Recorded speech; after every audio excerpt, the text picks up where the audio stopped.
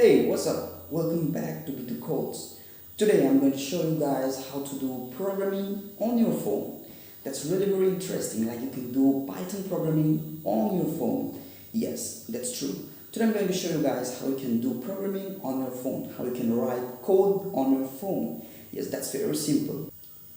I'm going to be honest, but I don't know why you are going to code on your phone. But hey, maybe you were sitting on the toilet with your phone and you came up with an idea. Or maybe you were walking with your friends, or maybe you were playing with your friends and you came up with an idea. And in that case, this programming on your phone is going to help you a lot. So, without wasting time, let's get started. Hello from my mobile screen. Go to the Play Store and on the search bar type Python Program Interpreter. Python Program Interpreter. So there are a lot of apps on this Python Program Interpreter. You can see there are a lot of apps, but you have to select this, the first one, Python Program Interpreter by KAppSmart. Click on this. I have already installed it. You can go and install it now.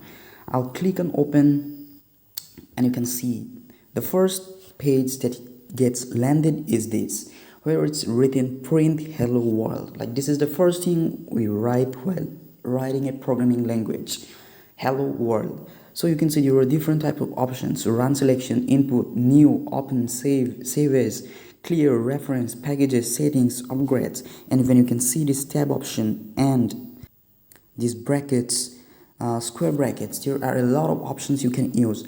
So this is a very good idea for programming in your phone. Like if you have got the idea, it doesn't matter where you are. It doesn't matter if you have a PC or a laptop with you or not. You just can put down your idea on this phone and you can later on transfer it to your laptop or your PC.